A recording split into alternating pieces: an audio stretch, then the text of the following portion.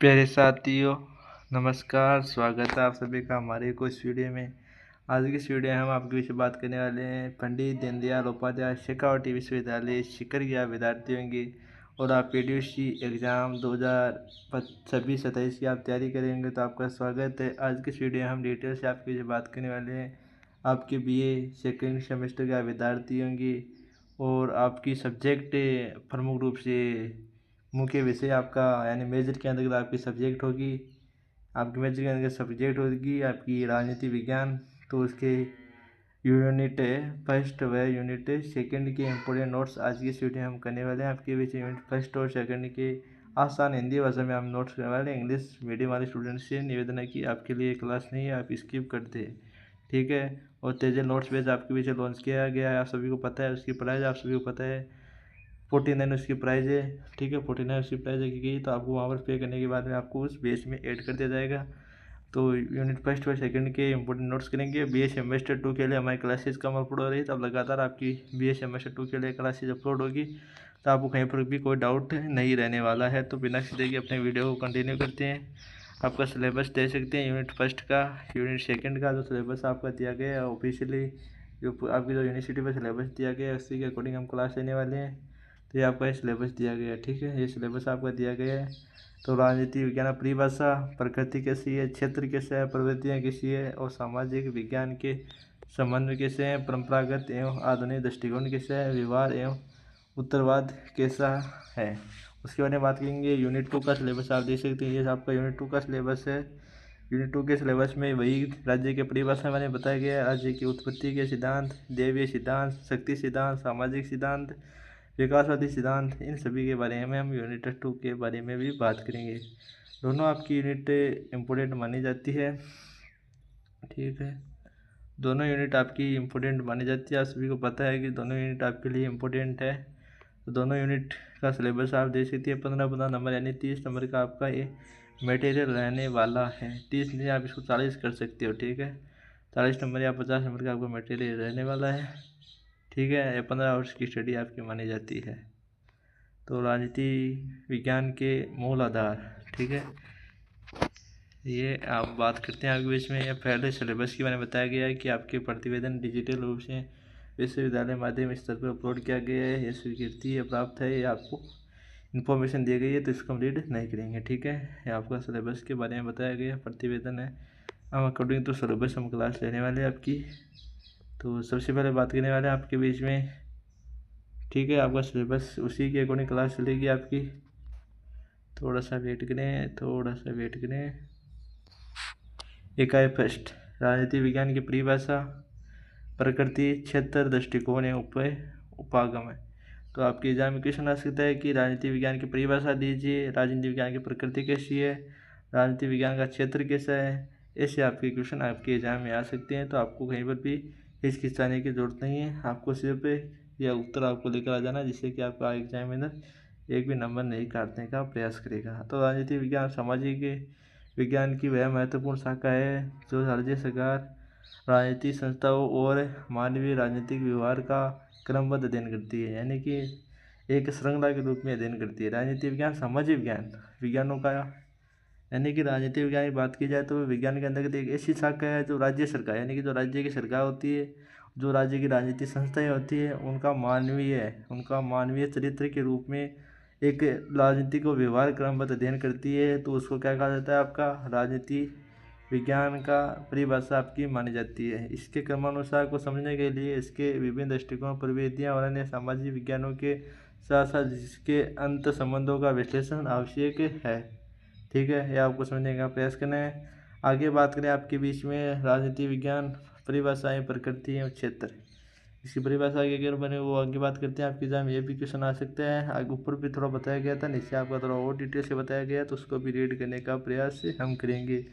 तो परंपरागत विचारों से ग्रोनर, बलंसली और गेरिगोरिक्स के अनुसार राजनीति विज्ञान का प्रारंभ और अंत राज्य के साथ होता है। परंपरागत दृष्टिकोण जहाँ केवल औपचारिक और विधिक संस्थाओं के अध्ययन पर केंद्रित था, वहीं आधुनिक विचारकों जैसे कैंटलिन, लासवेल, रॉबर्ट हेल और डेविड ने इसे केवल राज्य तक सीमित न रखकर शक्ति, प्रभाव, प्राधिकरण और मानवीय व्यवहार के अध्ययन के रूप में परिभाषित किया है। आधुनिक परिभाषाओं के अनुसार राजनीति विज्ञान मूलतः शक्ति के वितरण, निर्णय निर्माण की प्रक्रिया और राजनीतिक व्यवस्था के चलने की अंतःक्रियाओं का विज्ञान माना जाता है। यानी कि परंपरागत जो आपके कुछ विद्वान थे, जिसमें आपके ग्रोडनर आते हैं, बलवंशली आते हैं, गोरिक्स के अनुसार राजनीति विज्ञान का प्रारंभ, यानी कि राजनीति विज्ञान का प्रारंभ कब होता है एवं उसके परंपरागत दृष्टिकोण की जब बात की जाती है तो कई प्रकार की विधिक संस्थाओं के अध्ययन पर केंद्रित था। यानी कि पहले इसमें कई प्रकार की संस्थाओं पर अध्ययन किया जाता था। वहीं आपके आधुनिक विचारकों के अनुसार कैंटीन और लोसमैन इसके ऊपर कटाक्ष डालते हुए ये कहते हैं कि तक सीमित नहीं था, यानी कि इसे केवल राज्य तक सीमित नहीं रखा, यानी राज्य तक सीमित नहीं रखा, बल्कि इसको शक्ति, प्रभाव, प्राधिकरण और मानवीय व्यवहार के अध्ययन के रूप में परिभाषित किया। आधुनिक परिभाषाओं के अनुसार राजनीतिक विज्ञान मूलतः शक्ति के वितरण और निर्णय की प्रक्रिया और राजनीतिक व्यवस्था के भीतर चलने वाला एक अंतःक्रियाओं का विज्ञान माना जाता है। ये आपको सुनने का प्रयास करना है।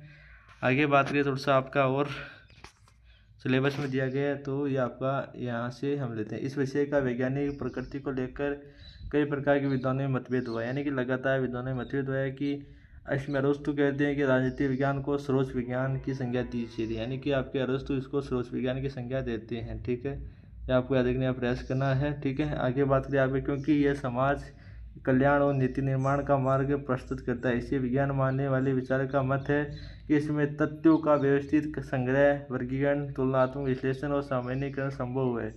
इसके विपरीत बक्कल और कोम्टे ने भी इसके आलोचक के रूप में इसे कहा कि यह विज्ञान नहीं मानते हुए, क्योंकि इसमें भौतिक विज्ञानों की सार्वभौमिक नियम, प्रयोगशाला आधारित निश्चित निष्कर्ष और अचूक भविष्यवाणी संभव नहीं है, क्योंकि इसका अध्ययन विषय मानव का परिवर्तनशील व्यवहार है।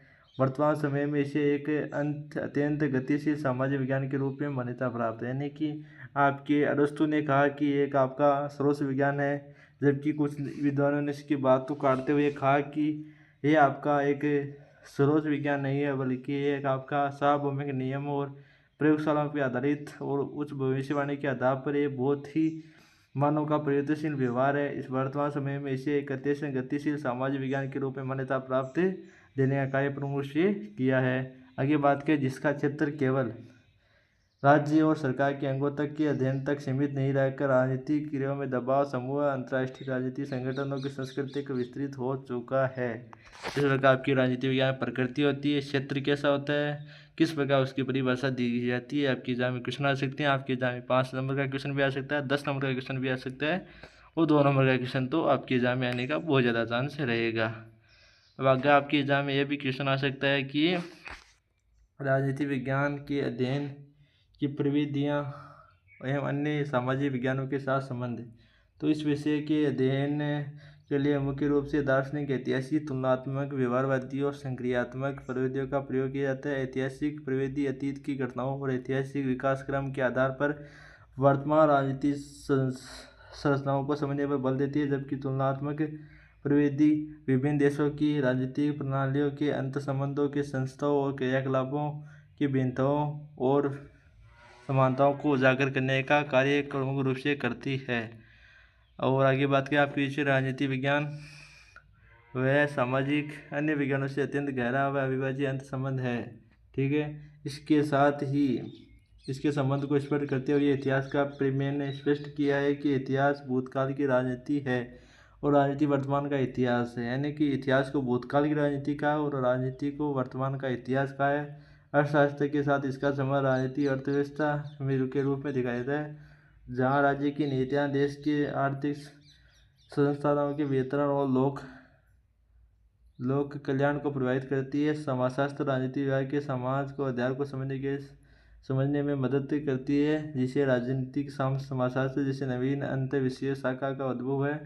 मनोविज्ञान मानव के राजनीतिक व्यवहार और मतदान व्यवहार और नेतृत्व की शैलियों, ठीक है, यहाँ पर शैलियों लिखा गया, ठीक है, का विश्लेषण करने के आधार पर प्रदान करती है। आपके एग्जाम में एक क्वेश्चन आता है कि वो क्वेश्चन मैं आपको एक आता है आपके एग्जाम में क्वेश्चन मैं बता देता हूँ, ठीक है, बता ही देता हूँ। ठीक है, आपके एग्जाम में क्वेश्चन आता है कि राजनीति विज्ञान समाजशास्त्र से किस प्रकार भिन्न है। ये सब आपके एग्जाम में क्वेश्चन आता है। राजनीति विज्ञान किस प्रकार समाजशास्त्र से भिन्न है, राजनीति विज्ञान किस प्रकार इतिहास से भिन्न है, राजनीति विज्ञान किस प्रकार भौतिक विज्ञान से संबंधित है, ये से आपके एग्जाम में क्वेश्चन आती है। तो उन सभी क्वेश्चन के आंसर आपको कहाँ पर मिलेंगे, आपको यहाँ पर मिलेंगे, ठीक है, आपको यहाँ पर मिलेंगे, उन सभी क्वेश्चनों के आंसर यहाँ पर मिल जाएंगे, ठीक है। तो राजनीति विज्ञान का अन्य सामाजिक विज्ञान के साथ अत्यंत गहरा संबंध है। इतिहास के बारे में बात कर सकते हैं। सबसे पहले इतिहास के साथ इसके संबंध को स्पष्ट करते हुए इतिहास का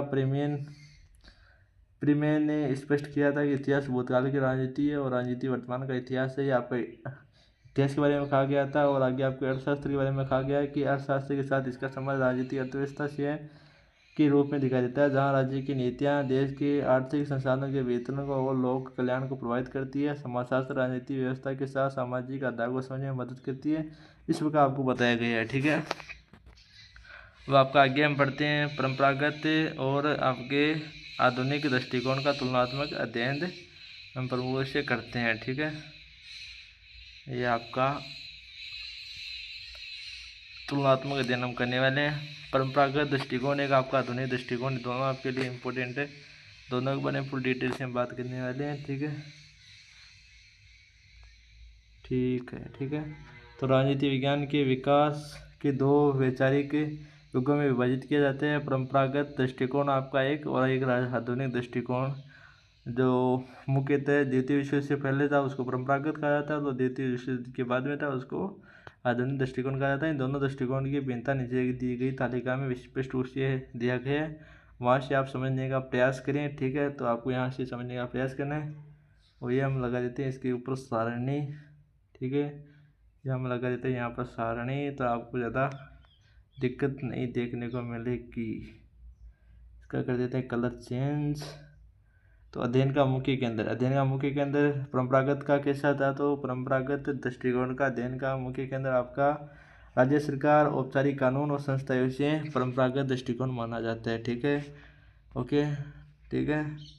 और आधुनिक दृष्टिकोण के बारे में बात की तो आधुनिक राजनीतिक विज्ञान की प्रक्रिया और वास्तविक मानवीय व्यवहार और शक्ति प्रभाव के बारे में बताया गया है। अध्ययन की प्रकृति के बारे में बात करें, परंपरागत के बारे में बात करेंगे, आधुनिक के बारे में बात करेंगे। तो अध्ययन की प्रकृति परंपरागत दृष्टिकोण के अंतर्गत वर्णनात्मक थी, दार्शनिक थी, मूल्यपरक थी और आदर्शवादी और संस्थागत मानी जाती है। और आधुनिक दृष्टिकोण के अंतर्गत कैसी मानी जाती है, तो आधुनिक दृष्टिकोण के अंतर्गत आपकी मानी जाती है वैज्ञानिक, विश्लेषणात्मक, तथ्यपरक और आपकी यथार्थवादी मानी जाती है। और अध्ययन की पद्धतियाँ कौन सी है, तो इसमें आपकी परंपरागत में ऐतिहासिक, दार्शनिक, कानून और विधिक पद्धतियाँ मानी जाती है। वही आपकी आधुनिक के अंतर्गत मानी जाती है सांख्यिक, गणितीय, अनुभविक और आपकी सर्वेक्षक और अंत विषयीय पद्धतियाँ मानी जाती है। मूल्यों का स्थान किसे है, तो मूल्यों का स्थान आपका मूल्यों और आदर्शों पर अत्यधिक बल और मूल्य प्रदान अध्ययन करती है। वही आधुनिक दृष्टिकोण के अंतर्गत बात की जाए तो मूल्य से पूर्ण तटस्थ यानी कि अलग रहकर वास्तविक तथ्यों पर बल दिया जाता है। अध्ययन का क्षेत्र कैसा था, अध्ययन का क्षेत्र इसमें सीमित है और संकीर्ण यूरोपीय और पश्चिमी देशों की प्रणालियों का अध्ययन करता है। इसमें आपका विकासशील देशों के साथ जो विकासशील देशों में अध्ययन होता है उसके ऊपर बल दिया जाता है। तो ये आपको समझने का प्रयास करना है। आगे हम चलते हैं। व्यवहारवाद उत्तर व्यवहारवाद है आपकी एग्जाम में क्वेश्चन है, आपकी एग्जाम में पिछली बार ये क्वेश्चन भी आया था, ठीक है। व्यवहारवाद या उत्तरवाद के बारे में हम बात करने वाले हैं, ठीक है। तो द्वितीय विश्व युद्ध के बाद में आपकी थोड़ा सा वेट करें। द्वितीय विश्व युद्ध के बाद में आपकी राजनीतिक विश्लेषण के क्षेत्र में एक अभूतपूर्व एवं वैचारिक और पदोन्नतिगत क्रांति आई जिसे व्यवहारवाद कहा जाता है। यानी कि द्वितीय विश्व युद्ध के बाद जो आपकी एक क्रांति आई उसको व्यवहारवाद कहा जाता है। शिकागो का एक विश्वविद्यालय था आपका, विद्वानों के विशेष रूप से चार्ल्स मॉरियम, डेविड स्टर्न ने पारंपरिक और औपचारिक संस्थागत अध्ययन के स्थान पर व्यक्ति के वास्तविक राजनीतिक व्यवहार के अनुभविक सांख्यिक अध्ययन पर बल दिया। डेविड स्टर्न ने व्यवहारवाद की 8 मूलभूत सिद्धांत प्रतिपादित किए हैं, इसे बौद्धिक आधारशिला कहा जाता है। आपकी एग्जाम में एक क्वेश्चन आपकी एग्जाम में मैं लिख देता हूँ कि 100% आपकी एग्जाम में एक क्वेश्चन आएगा कि बौद्धिक आधारशिला क्या है। आपके एग्जाम में इस बार आने का चांस रहेगा। मैं बता रहा हूँ आपको कि बौद्धिक आधारशिला क्या है, ऐसा आपके एग्जाम में क्वेश्चन आने का चांस रहेगा, ठीक है। और इसे आप बौद्धिक आधारशिला भी कह सकते हैं, इसको उत्तर व्यवहारवाद भी कहा जाता है, दोनों आपकी सेम ही माने जाते हैं। आगे बात करते हैं थोड़ा सा आपका अकॉर्डिंग टू सिलेबस हम क्लास ले लें मैंने, तो मैं थोड़ा सा यहाँ पर आपका ये यहाँ पर थोड़ा सा मिटा देता हूँ मैं, ठीक है। तो सबसे पहले बात करने वाले आपके बीच में नियमितताओं के बारे में, ठीक है। नियमितताएं, तो नियमितताएं क्या होती है, इसके बारे में क्या कहा गया है। तो नियमितताएं क्या होती है, आप कहेंगे कि मानव व्यवहार में कुछ ऐसी प्रवृत्तियां पाई जाती है जिनका सामान्यीकरण किया जा सकता है, उसको नियमितताएं कहा जाता है। आगे आपके बीच में आता है सत्यापन, यानी वेरिफिकेशन आपका आता है। तो इसके अंतर्गत कहा जाता है एकत्रित किए गए तथ्यों और आंकड़ों को पुनः परीक्षित और सत्यापित किया जाना, यानी कि जब आप कहीं पर एग्जाम देने जाते हैं तो वहाँ पर आपका सत्यापन यानी वेरिफिकेशन होता है। तो आपकी सभी तथ्यों को एक बार फिर से जाता है तो उसको सत्यापन कहा जाता है। और आगे बात करें तकनीक क्या है, टेक्निक क्या है, तो आपकी टेक्निक के बारे में बात करें तो आंकड़ों के संग्रह और विश्लेषण के लिए वैज्ञानिक और आधुनिक उपकरणों का प्रयोग होना चाहिए। आगे बात करते हैं आपके परिमाणीकरण, तो शोध को अधिक सटीक बनाने के लिए मापन और परिमाणीकरण और आपका आवश्यक है, ठीक है। मध्य तटस्थता क्या है, तो उसके बारे में बात करेंगे। आपके एग्जाम में इसका भी क्वेश्चन आने का चांस रहते हैं। मध्य तटस्थता, मूल्य तटस्थता, ठीक है। तो मूल्य तटस्थता क्या होता है, आपके एग्जाम में जो मैं बता रहा हूँ ये आपके 2-2 नंबर वाले में क्वेश्चन आने का चांस रहेगा। इनमें से 1 से 2 क्वेश्चन पक्का 100% आपके एग्जाम में आएंगे, ठीक है। और आपका तेजा नोट्स भी है उसमें आपको ज्वाइन हो जाना है। 88 75 63 99 49 पर आपको मैसेज करना है। 88 75 63 99 49 पर आपको मैसेज करना, आपको ग्रुप में ज्वाइन कर दिया जाएगा। 49 प्राइज आपको पे करनी पड़ेगी, ठीक है। तो अनुसंधानकर्ता को अपने व्यक्तिगत मूल्य और प्राथमिकता का सोच से अलग रखना आपका मूल्य तटस्थता माना जाता है। क्रमबद्धीकरण क्या होता है, आपके एग्जाम ये भी क्वेश्चन आता है कि क्रमबद्धीकरण क्या होता है, ठीक है। यानी कि आपका सिस्टेमेटाइजेशन क्या होता है, ये भी आपके एग्जाम में क्वेश्चन आता है। तो सिद्धांत और अनुसंधान दोनों एक दूसरे से जुड़े और व्यवस्थित होने चाहिए, ये आपके एग्जाम में माने जाते हैं। शुद्ध विज्ञान क्या होता है, ये भी आपके एग्जाम में क्या होता है। प्यूरी साइंस क्या होता है, ये भी आपके एग्जाम में क्वेश्चन आता है। तो राजनीति विज्ञान को एक शुद्ध व्यवहारिक विज्ञान के रूप में विकसित किया जाना ही शुद्ध विज्ञान माना जाता है। एकीकरण क्या है, एकीकरण वाला आपके एग्जाम में क्वेश्चन इंपॉर्टेंट है, उसके बाद थोड़ा सा और भी डिस्कस करेंगे हमें। राजनीति विज्ञान का अन्य सामाजिक विज्ञानों के साथ समय होना, आपका एकीकरण होना चाहिए, यानी कि सभी के साथ सही मिलकर कार्य करना चाहिए। आगे बात करते हैं आपके विषय 1960 के दशक में, ठीक है। थोड़ा सा वेट करें। 1960 के दशक में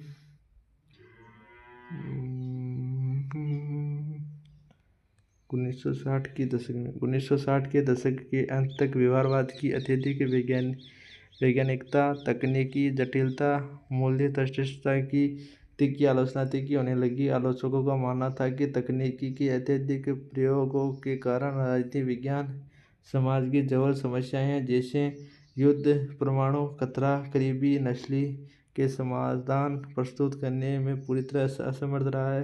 परिणामस्वरूप डेविड स्टर्न ने विशेष रूप से 1969 में उत्तर व्यवहारवाद की घोषणा की। उत्तर व्यवहारवाद आपका मुख्य रूप से दो प्रमुख नगरों पर आधारित था, ठीक है। और प्राप्त संहिता के आधार प्राप्त संहिता और क्रिया, यह दृष्टिकोण स्पष्ट करता है कि तकनीक से अधिक महत्वपूर्ण शोध का उद्देश्य उसकी सामाजिक प्रशासनिकता होनी चाहिए। राजनीति वैज्ञानिकों का ये दायित्व है कि आमने सामने की समस्याओं के प्रति संवेदनशील रहे और उनके समाधान सक्रिय भूमिका निभाए, यह माना जाता है। और तेजन नोट्स बेस में आपको जरूर जानना है। यूनिट फर्स्ट का सिलेबस हमने कंप्लीट कर लिया है। ये आपकी 88 75 63 99 49 वाला मैसेज करेंगे तो आपको तेजल पे नोट्स सेशन ज्वाइन कर दिया जाएगा। वहाँ पर आपको ये सभी नोट्स मिल जाएंगे। 49 प्राइस इसकी रखी गई है, जो कि एक सीरीज के बराबर आपकी प्राइस है। अब यूनिट 2 का सिलेबस हम देख सकते हैं। हमने यूनिट फर्स्ट का आपको बीच में सिलेबस कंप्लीट कर लिया है, हमने पढ़ा आपके बीच में। इसमें हमने ठीक है, इसमें हमने पढ़ लिया राजनीति विज्ञान, परिभाषा एवं प्रकृति एवं क्षेत्र एवं प्रविधियों के बारे में पढ़ लिया। अन्य सामाजिक विज्ञान के साथ संबंध कैसे वह भी पढ़ लिया। परंपरागत एवं आधुनिक दृष्टिकोण पढ़ लिया। इसका व्यवहारवाद, उत्तर व्यवहार इसका पढ़ लिया। ये 15 घंटे का आपका कोर्स है, तो जिसको हमने 15 मिनट में कंप्लीट कर लिया है, ठीक है। 15 घंटे के कोर्स को 15 मिनट में कंप्लीट कर लिया। और आपका लगभग कितने तो आपका 25 नंबर का ये सिलेबस माना जाता है, ठीक है। 15-25 का ये सिलेबस माना जाता है। तो बहुत ही एकदम सहनशीलता के साथ, बहुत ही आराम की दुनिया के साथ हमने पहला सिलेबस कंप्लीट कर लिया। अब सिलेबस 2 के बारे में बात करते हैं, जहाँ पर कहीं पर भी आपको कोई दिक्कत नहीं आने देंगे। इसमें बताना है राज्य की परिभाषा बताना है, तत्व बताना है, कार्य बताना है, उत्पत्ति बताना है, सिद्धांत बताना है, ठीक है। उसे बता देंगे तो राज्य राजनीति की विज्ञान की केंद्र की अवधारणा है, जिसके चारों ओर संपूर्ण राजनीति चिंतन व प्रक्रिया संचालित होती है। राज्य की संकल्पना को समझने के लिए उसके आवश्यक अंगों जैसे कार्य और उसकी उत्पत्ति, ऐतिहासिक सिद्धांतों और संप्रभुता के सिद्धांत पर सम्यक विश्लेषण करना अनिवार्य है, ठीक है। आगे बात करते हैं राज्य की परिभाषा एवं आवश्यक तत्व। तो ये आपके लिए इंपॉर्टेंट है, आपके एग्जाम में क्वेश्चन आ सकता है, 2 नंबर वाले में भी आ सकता है, 3 नंबर वाले में भी आ सकता है। तो राजनीति शास्त्री ग्रोने के अनुसार, यानी आपकी राजनीति शास्त्र ग्रोने के अनुसार, राज्य बहुसंख्यक व्यक्तियों का एक ऐसा समुदाय है जो एक निश्चित भूभाग पर स्थायी रूप से निवास करता है, जो बाहरी नियंत्रण से पूर्णतः लगभग स्वतंत्र होता है, यानी कि उसको बाहर की दुनिया से कोई लेना देना नहीं होता है। इसमें एक ऐसी संगठित सरकार होती है जिसके आदर्शों का पालन अधिकांश नागरिक सौभाग्य रूप से करते हैं, यानी कि सभी पालना करते हैं। राज्य के अस्तित्व और उसकी पूर्णता के लिए 4 अनिवार्य तत्वों का होना आवश्यक है। इन चारों तत्वों के पारस्परिक और अंत संबंधों के सारणी में दिया गया है, तो आप वहाँ पर समझने का प्रयास करें, वो कहीं पर भी आपको दिक्कत नहीं होगी, जैसा आपको बताया गया है।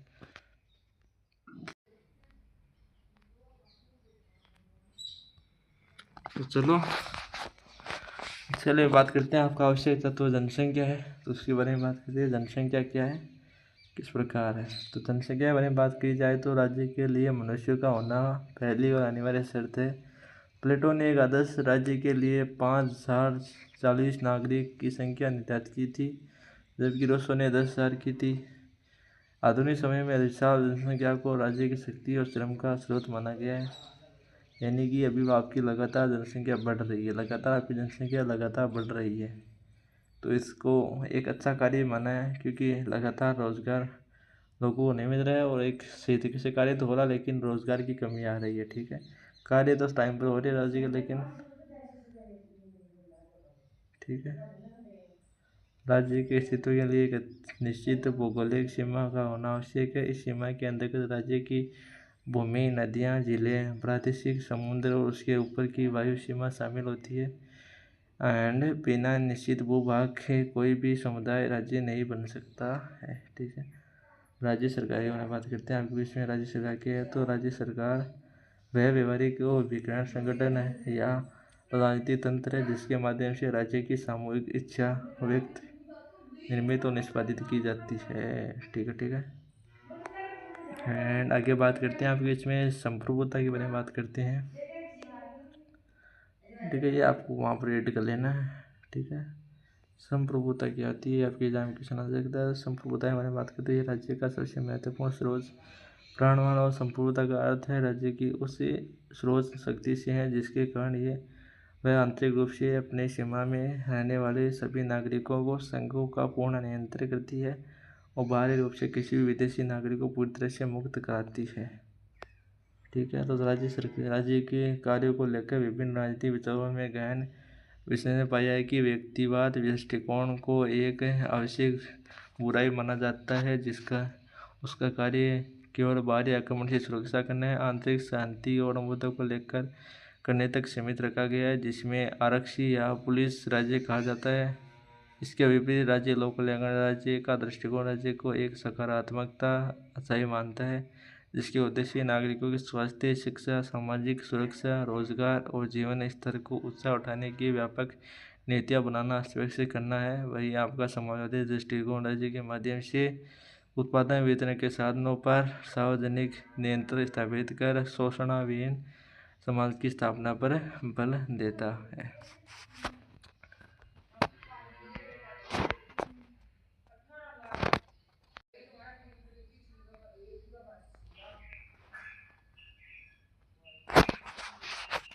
ठीक है। अगर टॉपिक आपका राज्य की उत्पत्ति के प्रमुख सिद्धांत, तो देवी उत्पत्ति का सिद्धांत आपके 3 सिद्धांत इसमें माने जाते हैं। तीनों सिद्धांत के बारे में पूरी डिटेल से हम बात करने वाले हैं। तो डिटेल से पढ़ेंगे हम तीनों सिद्धांत के बारे में। एक आपका आता है देवीय उत्पत्ति का सिद्धांत आता है आपका, एक आपका आता है शक्ति सिद्धांत, एक आता है आपका सामाजिक समझौते का सिद्धांत। ये आपके सभी सिद्धांत आपके एग्जाम के लिए इम्पोर्टेंट माने जाते हैं। तो ये आपका सबसे पहले बात करने वाले देवी सिद्धांत के बारे में। तो राज्य की उत्पत्ति का सबसे प्राचीन सिद्धांत है। इसके अनुसार राज्य कोई मानवीय संस्था नहीं बल्कि एक ईश्वरीय रचना। ईश्वर ने स्वयं पृथ्वी पर शासन करने के लिए राजा को अपना प्रतिनिधि बनाकर भेजा है। राज्य केवल ईश्वर के प्रति उत्तरदायी होता है, जनता के प्रति नहीं। राजा की आज्ञा अवहेलना करना धर्म विरुद्ध पाप माना जाता है। रॉबर्ट फिल्मर और इंग्लैंड के राजा जेम्स प्रथम इस सिद्धांत के कट्टर समर्थक थे, यानी कि उन्होंने पॉजिटिव रिव्यू इसके लिए दिया था, पॉजिटिव, ठीक है, पॉजिटिव रिव्यू देने का कार्य उन्होंने किया था, पॉजिटिव। शक्ति सिद्धांत, तो इस सिद्धांत का मूल मंत्र शक्ति की ही शक्ति अधिकार है। यानी इसके अनुसार राज्य की उत्पत्ति शक्तिशाली और आक्रामक कबीलों द्वारा कमजोर कबीलों को युद्ध में पराजित करने और उन पर जबरन नियंत्रण स्थापित करने के परिणाम स्वरूप हुई है। केवल संगठित राज्य को बल दिया जाता है। डेविड ह्यूनर और ग्रैनी होबेनर इसके प्रमुख समर्थक थे। ये मुख्य समर्थक तो थे लेकिन ये नेगेटिव थे, यानी ये अच्छा कार्य नहीं था। आगे बात करते हैं आपके विषय आपके सामाजिक समझौते का सिद्धांत, ठीक है, इसके बारे में बात करते हैं। तो ये सिद्धांत मानना है कि राज्य कोई प्रकृति या ईश्वरीय संस्था नहीं है बल्कि मानव द्वारा अपनी ही सुरक्षा कल्याण के लिए आपसी समझौती संहिता के माध्यम से कृत्रिम संस्था है। इस सिद्धांत के 3 प्रमुख आपकी स्तंभ में जो थॉमस होम्सन है, एक आपके जॉन लॉक है, एक आपके जीन हेक्स रूसो है। इनके विचारों के तुलनात्मक वर्गीकरण नीचे दिया गया है। तो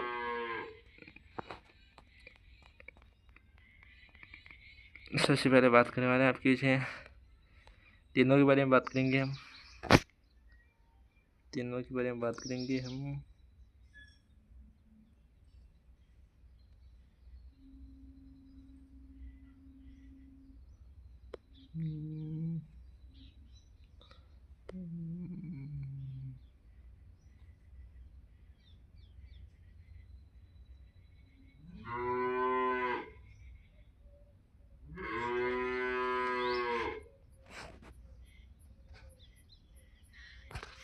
ठीक है, तीनों के बारे में बात करने वाले हैं आपके बीच में, डिटेल से हम बात करने वाले हैं तीनों के बारे में। थोड़ा सा बैकग्राउंड को इसके लिए समझ जाते हैं। मानव स्वभाव का चित्रण, तो इसमें आपका थॉमस होब ने क्या कहा था, तो मनुष्य अत्यंत स्वार्थी है, पाशविक, हिंसक, क्रूर और एकाकी भयभीत प्राणी। मानव स्वभाव का बारे में इन्होंने थॉमस होब्स ने बताया।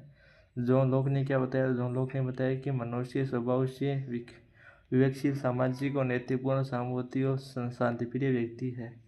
इसी के अंगत आपके जीन एक्स ने बताया कि मनुष्य मूलतः अज्ञानी है परंतु निष्पाप है, स्वतंत्र और परम सुखी था। आगे बात करते हैं प्रकृति की व्यवस्था के बारे में बात करते हैं। आपका आगे प्रकृति की व्यवस्था के बारे में बताया गया है।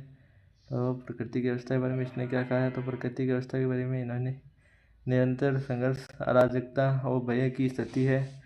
सामान्यतः शांति और सद्भावना के बारे में आपकी जॉन लॉक ने बताया है। और आपके जीन एक्स रूसो ने बताया कि स्वतंत्र और समानता में परिपूर्ण सविर्ण अवस्था के बाद में निजी संपत्ति और सभ्यता के विकास की दुस्थित है।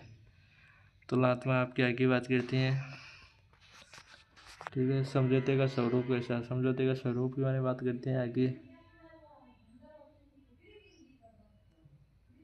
तो समझौता स्वरूप के साथ इसमें एक ही समझौते हुआ है, एक ही समझौता आपका हुआ है,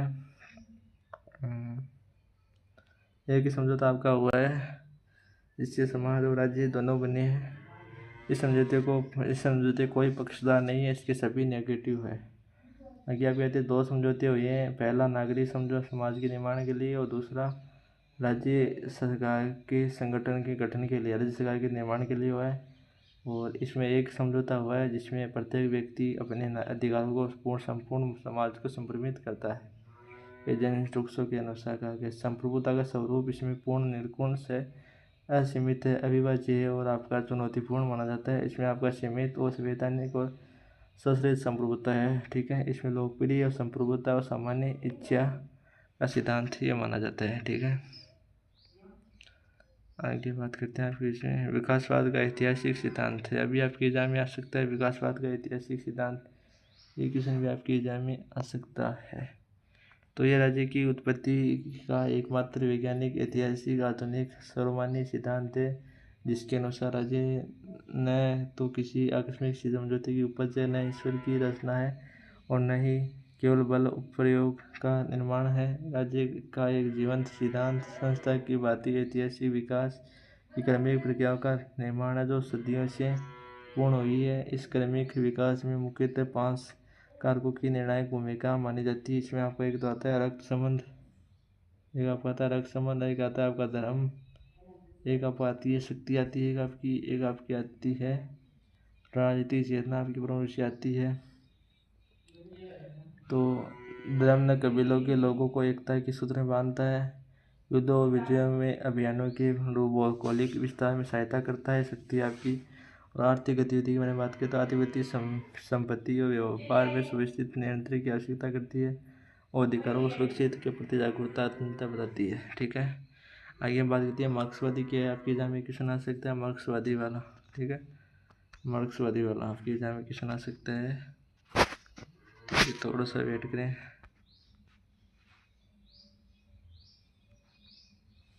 कार्ल मार्क्स मेट्रिक कैनिन के अनुसार राज्य एक वर्ग है, संस्था है, जिसकी उत्पत्ति निजी संपत्ति के उदय और समाज के शीर्ष व शोषित वर्ग में विभाजित होने के कारण हुई है। राज्य का मूल कार्य शोषक वर्ग पूंजीपतियों के हितों का रक्षा करना है और सर्वहारा वर्ग को दमन करना है। मार्क्सवादियों का मानना है कि सर्वहारा वर्ग की क्रांति के बाद जब साम्यवाद सामना होगी तब वर्ग भेद समाप्त हो जाएगा, अंत राज्य का लोप हो जाएगा। ठीक है, आदर्शवादी सिद्धांत प्लेटो, अरस्तु, कांट और हेगल इसके प्रमुख प्रतिपादक थे। हेगल के अनुसार राज्य पृथ्वी पर ईश्वर का अवतरण यात्रा यह सिद्धांत राज्य का एक सर्वोच्च नैतिक आध्यात्मिकता संस्था मानता है, जिसका अपना एक स्वतंत्र व्यक्तिगत और इच्छा होती है। इस दृष्टिकोण के अनुसार व्यक्ति का पूर्ण विकास और स्वतंत्रता केवल व्यक्ति की आज्ञाओं का पालन करता है। आगे बात करते हैं संप्रभुता और एकलवाद का सिद्धांत क्या है। तो संप्रभुता राज्य का एक विशिष्ट कानूनी लक्षण है जो इसे अन्य सभी मानव संघों से श्रेष्ठ स्वतंत्र बनाता है। इसके वैचारिक रूप से स्वरूप को लेकर राजनीति विज्ञान में 2 परस्पर विरोधी संकट हुए हैं। यहाँ पर एक एकलवादी सिद्धांत है। इस संप्रभुता को कानूनी ऑस्टिन का सिद्धांत भी कहा जाता है। प्रसिद्ध ब्रिटिश न्यायवादी आपके जॉन ऑस्टिन ने अपनी पुस्तक प्रोविस ऑफ द ज्यूमेरियस आपके एग्जाम में एक क्वेश्चन भी आया, जूरी प्रिटेंस आपकी डिटरमाइंस आपकी इस सिद्धांत की वैज्ञानिक व्याख्या की है। ऑस्टिन के अनुसार यदि कोई निश्चित मानवीय सत्ताधारी अपने जैसे किसी अन्य सत्ताधारी का आज्ञा का पालना करने का अभ्यस्त हो ना, तो समाज का एक बड़ा भाग उसकी आज्ञा को स्वाभाविक रूप से पालना करता है। तो यह निश्चित व्यक्ति समाज में संप्रभुत है और वह समाज एक स्वतंत्र राजनीतिक समाज होता है। इस सिद्धांत के अनुसार संप्रभुता निर्गुण कानून का स्थायी, अविभाज्य व सीमित होता है। संप्रभुता का कोई अन्य हिस्सेदार नहीं हो सकता। कानून संप्रभु का आदेश मात्र है, जिसकी अवहेलना करने वालों को दंड दिया जाता है।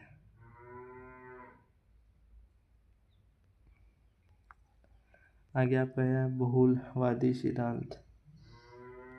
बहुलवादी सिद्धांत आपका आ गया है 20वीं शताब्दी के प्रारंभ में ऑस्टिन ने आपके एकाधिकारी और विधिक दृष्टिकोण की तीव्र प्रतिक्रिया स्वरूप बहुलवाद का उदय हुआ है। बहुलवादी विचारकों जैसे हेरोल्ड लोस्की, रॉबर्ट मैकाइवर, लियोन डुकी फिंगिस का मानना है कि संभवतः अविभाज्य और निर्गुण नहीं हो सकती। उनके अनुसार मानव का जीवन बहुआयामी और उसकी आवश्यकताओं की पूर्ति के लिए समाज में राज्य के समांतर व उनके अन्य स्वायत्त जैसे परिवार, धार्मिक संस्थाएं, सांस्कृतिक संगठन, व्यावसायिक संघ और सामरिक संगठन सक्रिय है, जो अपने अपने क्षेत्रों में संप्रभु है। इसलिए संप्रभुता का राज्य में केंद्रीकरण करने के बजाय उन सभी संघों और राज्यों के बीच विभाजित किया जाना चाहिए।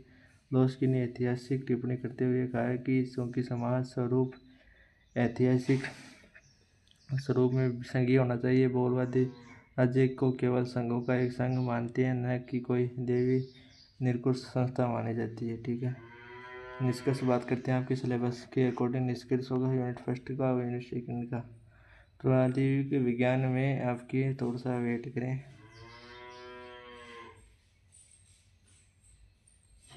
राजनीति विज्ञान के मूल आधारों का ये व्यापक और विश्लेषणात्मक अध्ययन स्पष्ट करता है कि ये विषय किसी प्रकार पारस्परिक कानूनी और संस्थागत नियमों से अलग करके समकालीन समझौते दौर से होता है। वैज्ञानिक पद्धतियाँ तथा व्यवहारवाद उत्तरवादी क्रांतियों से परिचित कराती है। यह द्वितीय इकाई के संरचनात्मक आधारों, उसकी उत्पत्ति के ऐतिहासिक संवेदनवादी आयामों और संपूर्णता के एकलवादी बनाम बहुलवादी द्वंद्व का गायन वैचारिक बोध कराती है। इन दोनों इकाइयों का ये संतुलित विस्तृत नोट्स रूपी शोध प्रतिवेदन की विश्वविद्यालय परीक्षाओं के पाठ्यक्रम के लिए अनुकूल है, जिसमें छात्र डिजिटल माध्यम से PDF प्रारूप से संग्रहित रहकर अपनी शैक्षणिक तैयारी को पूर्णता प्रदान कर सकते हैं। तो इस प्रकार की क्लास होती है एंड उम्मीद करते हैं कि ये क्लास आपको समझ में आई होगी, जिसमें हमने पढ़ा आपके भी इसमें आप सभी को पता है यूनिट फर्स्ट और यूनिट सेकंड का फुल डिटेल से नोट्स वीडियो किया। BA सेमेस्टर 2 के आप विद्यार्थी होंगे और PTC की आप एग्जाम की तैयारी करेंगे, तो उम्मीद करते हैं कि आपको क्लास समझ में आएगी। तो नेक्स्ट वीडियो में करेंगे आपके इन दोनों यूनिट के। तो आज के इस वीडियो में इतना ही, मिलते हैं एक अच्छी वीडियो में अच्छी डेडिकेशन के साथ। तब तक के लिए जय हिंद, जय भारत, वंदे मातरम, साथ दियो।